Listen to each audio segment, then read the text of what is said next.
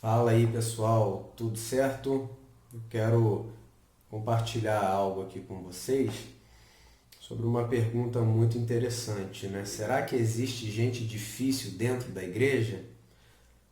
Lá a terceira carta escrita por João, no versículo de número 9, ele diz o seguinte: Escrevi à igreja, mas Diótrefes, que gosta muito de ser o mais importante entre eles, não nos recebe. Portanto, se eu for, chamarei a atenção dele para o que está fazendo com suas palavras maldosas contra nós. Não satisfeito com isso, ele se recusa a receber os irmãos, impede os que desejam recebê-los e os expulsa da igreja. Nós percebemos aqui, através da fala de João, que sim, existe gente difícil dentro da igreja. Mas o que fazer com ela? Com elas, né? Às vezes existem mais de uma. Nós somos sempre diante de situações como essas, né, num ambiente de fé, onde precisamos lidar com pessoas que parece que não sofreram a conversão ou não têm maturidade para lidar com algumas coisas e trabalham contra a igreja, né? Não é nem que elas dificultam um pouco, mas elas trabalham completamente contra.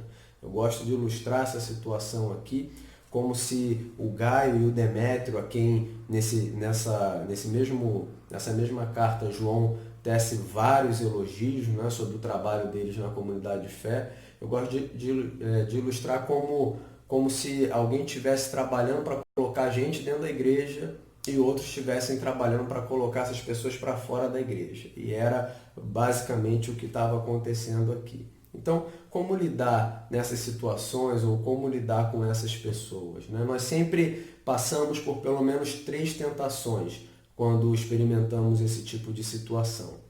E a primeira tentação seria sair da igreja. A gente se depara com essas dificuldades, com essas pessoas que parece que estão a serviço de Satanás, esses incircuncisos que trabalham para destruir tudo aquilo que Deus tem tentado, que Deus tem feito, né, na comunidade de fé. A gente é tentado por causa dessas pessoas, por causa daqueles que praticam a maldade, a abandonar uma comunidade de fé. Eu não sei se na tua tem, na minha não tem, a minha igreja é perfeita, mas a gente sabe que algumas igrejas aí têm esse tipo de gente, né? Então a nossa primeira tentação é sair da comunidade. Vou procurar outra igreja que não dá, o pastor não presta, o irmão não presta, o obreiro não presta, ninguém presta, só você presta, né? E aí você cede a essa tentação de sair da igreja. E a minha orientação para você aqui já nessa primeira tentação é não ceda, não abandone a sua comunidade de fé. Que você permaneça nela nesse momento de dificuldade, porque ela precisa de você também nesse momento. Então, que nesse momento difícil você seja o apoio, você seja o suporte, seja a luz de Cristo para iluminar esses entendimentos entenebrecidos que muitas vezes permeiam a nossa comunidade de fé. Há ainda uma segunda tentação, que muitas vezes diante dessa circunstância que nós colocamos aqui, nós trabalhamos para tirar essas pessoas da igreja. Então, se não saímos, trabalhamos para tirar essas pessoas do ambiente da igreja. Só que o apóstolo Paulo, lá em Romanos 15, no versículo 1, ele diz assim, que nós devemos, nós que somos fortes, nós que somos maduros, nós que temos o entendimento correto da palavra de Deus, nós devemos suportar essas pessoas que têm debilidades. E eu enquadro essas debilidades nesse ponto da imaturidade cristã, ou de pessoas que foram cegadas por Satanás e estão trabalhando contra a seara do Senhor. Então, nesse aspecto, nós precisamos ter paciência com essas pessoas, né? Procurar ali, como também o apóstolo Paulo diz, suportar essas pessoas em amor, para que elas, assim como nós, possam ser alcançadas pelo Evangelho e sofrerem a transformação, a conversão. Eu tenho certeza de que você dá trabalho para Deus todo dia. Imagina se Deus agisse com você como você normalmente age com as outras pessoas. Então, Deus ele não te exclui em nenhum momento, ele é paciente com você. Está todo o tempo procurando maneiras de te revelar a verdade para que você se converta, né? Para que você mude, para que você amadureça. E a nossa postura deve ser a mesma para com as outras pessoas. Então, se você faz parte hoje de uma comunidade de fé composta por algumas dessas pessoas que agem como Diótrefes agia, que você não ceda à tentação de excluir essas pessoas da sua comunidade, mesmo porque se a sua comunidade é uma comunidade sadia, é ali que o pecador precisa estar presente para poder sofrer a transformação. Porque se você joga ele para o mundo, você está prestando aí um desserviço à igreja, ao reino de Deus.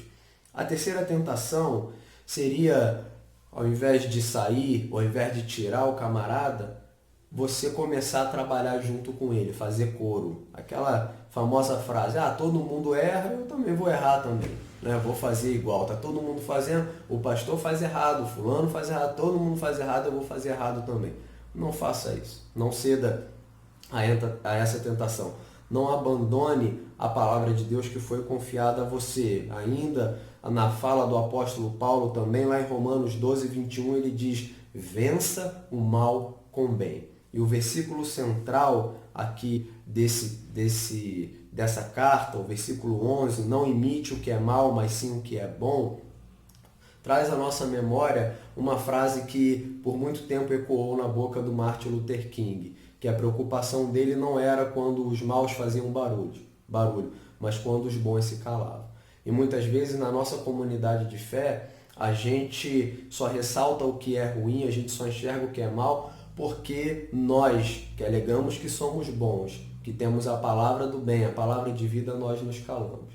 Então crie o hábito, assim como o João aqui, que teria todo o argumento possível para induzir ou sugerir aquelas pessoas que tirassem Diótrefes, mandassem Diótrefes para outra igreja, com toda a razão, e certamente nós concordaríamos com ele, mesmo assim, ele tenta exaltar, né?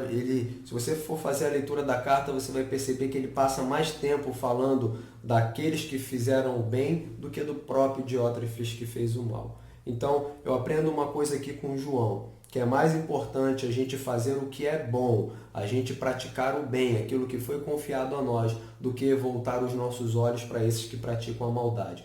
Mesmo porque o mal sempre existiu e continuará existindo, principalmente dentro da comunidade de fé, o lugar onde pecadores se reúnem para adorar um Deus santo.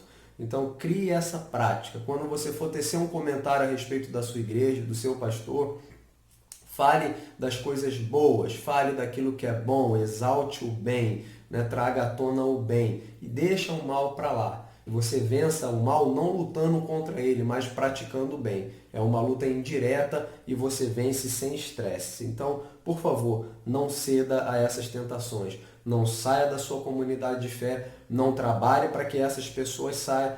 Mas, pastor, se elas saírem, aí é uma outra situação. Mas não trabalhe para que elas saiam. E não abandone a palavra de vida que há em você. Não pratique o mal junto com eles. Vença o mal com o bem. Tá bom? Eu fico por aqui. Que Deus te abençoe aí e até a próxima.